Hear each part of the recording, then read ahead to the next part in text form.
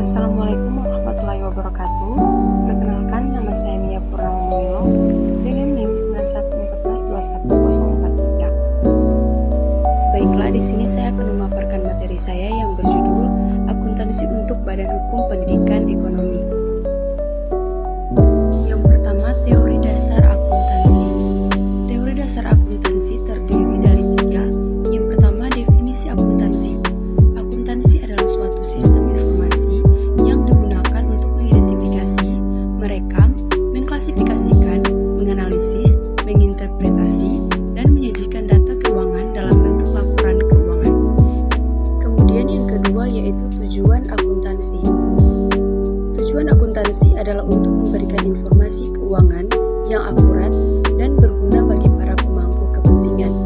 Informasi keuangan yang disajikan oleh akuntansi digunakan oleh para pemangku kepentingan seperti pemilik usaha, manajemen investor, kreditor, pemerintah, dan masyarakat umum untuk membuat keputusan yang tepat. Kemudian yang ketiga yaitu prinsip-prinsip akuntansi. Prinsip-prinsip akuntansi adalah standar yang digunakan dalam menghasilkan informasi keuangan yang akurat dan relevan. Selanjutnya, sistem akuntansi pada Badan Hukum Pendidikan Ekonomi. Yang pertama yaitu siklus akuntansi. Siklus akuntansi pada Badan Hukum Pendidikan Ekonomi meliputi serangkaian langkah yang harus dilakukan dalam pengelolaan data keuangan mulai dari pencatatan transaksi hingga penyajian laporan keuangan. Yang kedua, penentuan kebutuhan informasi akuntansi. Penentuan kebutuhan informasi akuntansi pada Badan Hukum Pendidikan Ekonomi harus didasarkan pada tujuan dan kebutuhan pengguna informasi. Beberapa informasi akuntansi yang penting untuk Badan Hukum Pendidikan Ekonomi antara lain laporan keuangan untuk pengambilan keputusan dan pertanggungjawaban keuangan, informasi biaya untuk pengendalian biaya dan pengambilan keputusan. Kemudian yang ketiga yaitu klasifikasi akun pada Badan Hukum Pendidikan Ekonomi.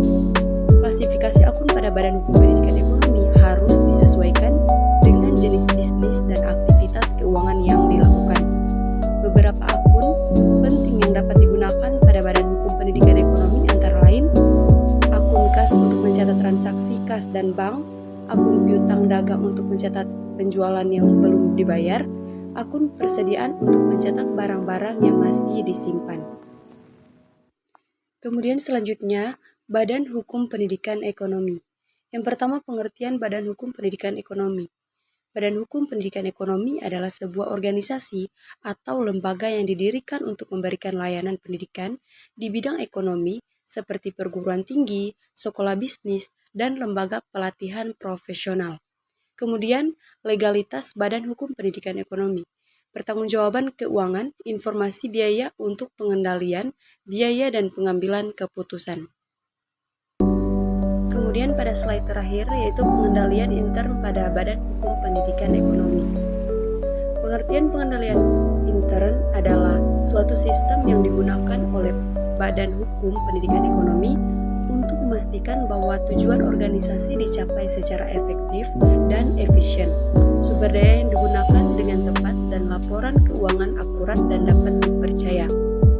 Kemudian ada beberapa faktor yang mempengaruhi pengendalian intern. Yang pertama, struktur organisasi. Yang kedua, kebijakan dan prosedur. Yang ketiga, pemisahan tugas dan tanggung jawab. Dan yang terakhir yaitu pengawasan manajemen. Sekian pemaparan materi dari saya. Wabillahi taufiq wal hidayah. Wassalamualaikum warahmatullahi